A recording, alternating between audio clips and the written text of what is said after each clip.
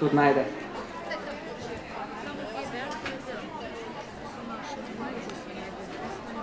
Ne, vse nam mogoče hitro svetujemo, drugače pa, ko imate problem v drugih državah Evropske unije, oziroma Norveška in Islandija so tudi vključeni.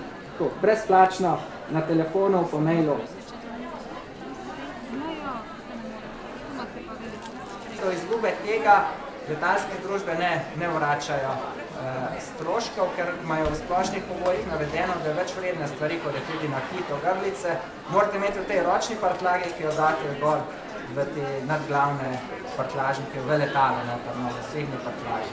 Je pa potem seveda odvisno od teh letalskih družb. Ene to omogočajo.